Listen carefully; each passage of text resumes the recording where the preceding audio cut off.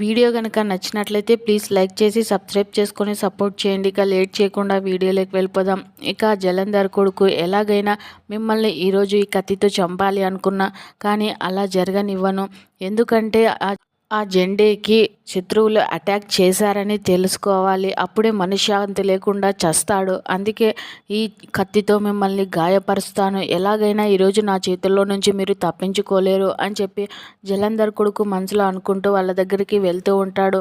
ఇక మరోవైపు ఆర్య అను ఇద్దరు ఎందుకు కరెంటు పోయింది అని చెప్పి ఫీజు దగ్గరకు వెళ్ళి చెక్ చేస్తూ ఉంటారు. ఇక అను అయితే ఏమైంది శంకర్ గారు చూడండి అని చెప్పి అంటూ ఉంటే ఇక ఆర్య చూస్తున్నాను కదండి ఎందుకు అంత టెన్షన్ పడుతున్నారు అని చెప్పి ఫీజు అంతా చూస్తూ ఇక ఆర్య అంతా బాగుందండి, ఎవరో ఈ ఫీజు వైరు కట్ చేశారు, తెంపేశారు అని చెప్పి ఆర్య అంటూ ఉంటాడు. ఇక అను అయితే అయ్యో ఇలాగండి, ఇప్పుడు మనం ఫస్ట్ ఈవెంట్ చేస్తున్నాం కదా, ఇదే ఇలా చేస్తే మనకి ఎవరు ఇవ్వరు కదండి అని చెప్పి అంటూ ఉంటే ఇక ఆర్య మీరు టెన్షన్ పడకండి, ముందు మనం వెళ్ళి జనరేటర్ ఆన్ చేద్దాం రండి అని చెప్పి ఇద్దరు జనరేటర్ దగ్గరికి వెళ్తూ ఉంటారు. అది ఆన్ చేయగానే జనరేటర్ ఆన్ కాకపోవడంతో అను ఎందుకంటే ఇది కూడా స్టార్ట్ కావడం లేదు అని చెప్పి అంటూ ఉంటుంది. ఇక ఆర్య అంతా చెక్ చేసి దీంట్లో డీజిల్ అయిపోయిందండి, ఎవరో కావాలని డీజిల్ ఇక్కడ నుంచి బయటకు వేసేశారు, అసలు దీంట్లో డీజిలే లేదు, ఇప్పుడు ఎలాగండి, ఇది ఎవరో కావాలని చేశారు అని చెప్పి ఆర్య అంటూ ఉంటాడు. ఇక అను అయితే చాలా టెన్షన్ పడుతూ ఇప్పుడు ఎలాగండి, అందరూ మన కోసం వెయిట్ చేస్తున్నారు అని చెప్పి అంటూ ఉంటే ఇక ఆర్య మీరేం టెన్షన్ పడకండి, ముందు నేను చెప్పినట్లు మీరు చేయండి అని చెప్పి అనుకి చెప్తూ ఉంటాడు. ఇక అను సరేనండి ఇప్పుడే వెళ్ళి చేస్తాను అని చెప్పి వెళ్తూ ఉంటుంది. ఇక మరోవైపు జలంధర్ కొడుకు అభయ్ అక్షయ్ మీద కత్తితో దాడి చేయాలని దగ్గరికి వస్తూ ఉంటాడు. ఇక అను ఆర్య ఇద్దరు హలో ఎక్స్క్యూజ్ మీ ఒక్క నిమిషం, కరెంటు పోయింది ఎలాగా అని చెప్పి అందరూ టెన్షన్ పడి ఆలోచిస్తున్నారా, అదేం లేదండి, మేమే కావాలని కరెంటు తీసేసాం, ఎందుకంటే ఈ ఫాస్ట్ జనరేషన్లో మనం ఇప్పుడున్న పద్ధతుల్ని ఎక్కువగా వాడుతున్నాం కానీ పాతకాలపు పద్ధతులని మర్చిపోతున్నాం. అమ్మ ఆవకాయ ఎప్పుడు బోరు కొట్టదు, నాన్న ఇచ్చే పాకెట్ మనీ, అమ్మమ్మ చేసే సమురు ఇవన్నీ ఎప్పుడు మనకు గుర్తుండిపోతాయి, తీపి జ్ఞాపకాలుగా గుర్తుండిపోతాయి. కానీ ఇప్పుడు మనం వాటిని ఎవరు అనుసరించటలేదు. కాబట్టి ఇప్పుడు మేము అవన్నీ చేయాలని మీ దగ్గర చూపించాలని చేస్తున్నాము అని చెప్పి అనగానే ఏంటా ఆ సర్ప్రైజ్ అని ఎదురు చూస్తున్నారా, 1 2 3 అని చెప్పి ఆరే చెప్తూ ఉంటే ఇక వెంటనే అందరి ముందర లాంతర్లు వెలుగుతూ ఉంటాయి. ఇక అవి చూసి అందరూ చాలా సంతోషపడిపోతూ ఉంటారు.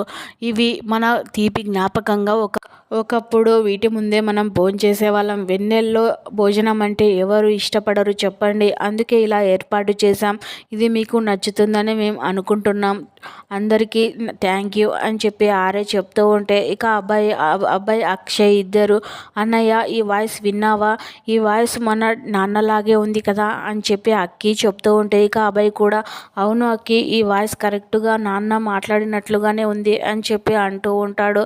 ఇక వెంటనే ఇద్దరు పద వెళ్ళి చూద్దామని చెప్పి అనగానే ఇక వెంటనే జెండే అక్కడికి వచ్చి వాయిస్ పోయిన వాయిస్లు చాలామంది ఉంటారు, ఇప్పుడు ఇవన్నీ తలుచుకొని ఈ పార్టీ మూడ్ని మీరు డిస్టర్బ్ కాకండి, పార్టీ ఎంజాయ్ చేయండి అని చెప్పి జెండే చెప్పగానే ఇక అబ్బాయి అవును అక్కి మన నుంచి ఎవరు బాధపడకూడదు, పార్టీ ఎంజాయ్ చేయి అని చెప్పి ఆ అబ్బాయి అక్కికి చెప్తూ ఉంటాడు. ఆర్య చూసారా నా ఐడియా ఎంత బాగుందో అని చెప్పి అంటూ ఉంటే ఇక అవునండి చాలా సూపర్గా ఉంది, ఇదంతా చేసినందుకు థ్యాంక్ యూ అని చెప్పి అను కూడా చెప్తూ ఉంటుంది. ఇక అంతలో యాదగిరి అక్కడికి వచ్చి సార్ మిమ్మల్ని వాళ్ళకి పరిచయం చేద్దామని అని చెప్పి యాదగిరి అంటూ ఉంటే ఇక ఆర్య సార్ ఇప్పుడు ఎందుకు లేండి ఇవన్నీ ఇప్పుడు అని చెప్పి ఆర్య అంటూ ఉంటాడు. ఇక యాదగిరి అదేం లేదు సార్, మీకోసం మా కంపెనీలో పనిచేసే కార్మికులంతా ఎదురు చూస్తున్నారు, రండి సార్ అని చెప్పి యాదగిరి ఆర్యని అనుని ఇద్దరిని తీసుకుని వెళ్తూ ఉంటాడు. ఇక జలంధర్ కొడుకు మంచి ప్లాన్, ఇంత ప్లాన్ వేసినా కూడా తప్పించుకున్నారు ఇక్కడ అని చెప్పి ఇక్కడ నుంచి వెళ్ళిపోవాలి అని అక్కడి నుంచి వెళ్ళిపోతూ ఉంటాడు.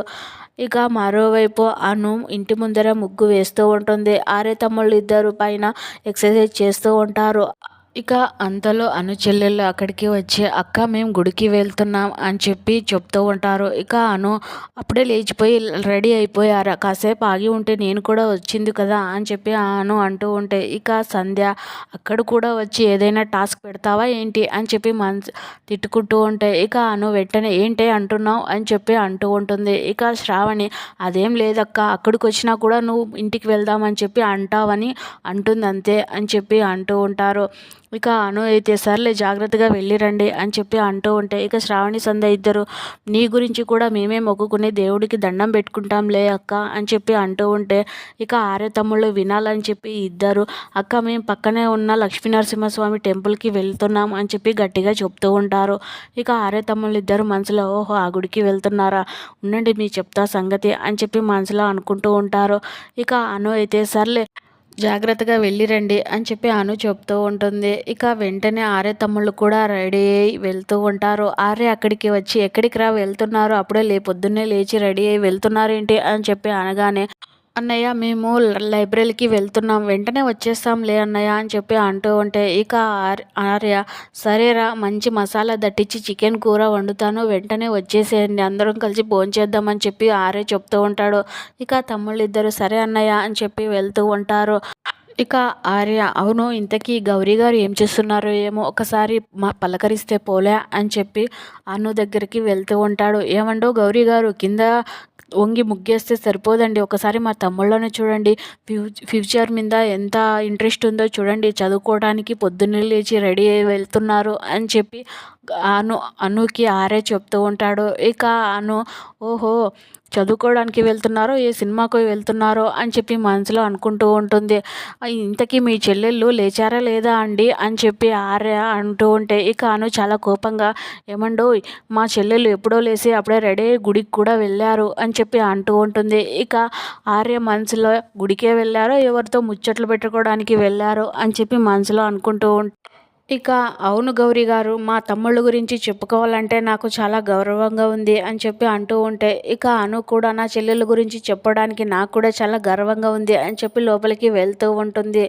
ఇక ఆర్య ఫ్యాన్ రిపేర్ చేసుకుంటూ కరెంట్ చూస్తూ ఉంటాడు. ఇక నైట్ జరిగిన దాని గురించి మనసులో అనుకుంటూ అసలు దాన్ని ఎవరు కట్ చేశారో, డీజిల్ ఎవరు తీసేశారో గౌరీ గారితో ఒకసారి మాట్లాడాలి, డిస్కస్ చేయాలి అని చెప్పి దగ్గరికి ఆర్య వెళ్తూ ఉంటాడు. ఏమండో గౌరీ గారు మీ దగ్గర ఒక విషయం మాట్లాడాలండి, నిన్న నైట్ జరిగిన విషయం, అసలు కావాలనే ఎవరు ఆ ఫీజు పీకేసి వైర్ కట్ చేశారు, కావాలనే డీజిల్ లేకుండా చేసేసారు, ముందే వాళ్ళు డబ్బున్నోళ్ళు కదా, ఎవరైనా శత్రువులు ఉన్నారేమో అని నాకు డౌట్గా ఉందండి, ఆ విషయం చెప్పాలి వాళ్ళకి అని చెప్పి అంటూ ఉంటే, ఇక కూడా అవునండి మీరు చెప్తుంటే నాకు కూడా అనుమానంగా ఉంది, ఈ విషయం వెంటనే వాళ్ళకు ఎలా చెప్పాలి అని చెప్పి కూడా అంటూ ఉంటుంది. ఇక యాదగిరి బాబాయ్ ఉన్నాడు కదా, అతనికి చెప్తే అతనే ఆ జెండే సార్కి చెప్తాడు అని చెప్పి ఆర్య యాదగిరికి ఫోన్ చేసి బాబాయ్ నీతో ఒక్క ముఖ్యమైన విషయం మాట్లాడాలి, ఆ విషయం మీరే ఆ జెండే సార్కి తెలియజేయాలి అని చెప్పి అంటూ ఉంటే, ఇక యాదగిరి ముఖ్యమైన విషయమా సార్, ఏంటి సార్ అది అని చెప్పి అడుగుతూ ఉంటే, ఇది ఫోన్లో చెప్పే విషయం కాదు, నువ్వు డైరెక్ట్గా మా ఇంటికి రా, ఇక్కడ అంతా మాట్లాడుకుందామని చెప్పి ఆర్య యాదగిరికి చెప్తూ ఉంటాడు. ఇక యాదగిరి ఫోన్ పెట్టేసి అదేంటి ముఖ్యమైన విషయం ఇంటికి రమ్మంటున్నాడు, గతం తాలూకు ఏమైనా గుర్తుకు వచ్చాయా, వెంటనే వెళ్ళాలి అని చెప్పి యాదగిరి కూడా ఇంటికి వస్తూ ఉంటాడు.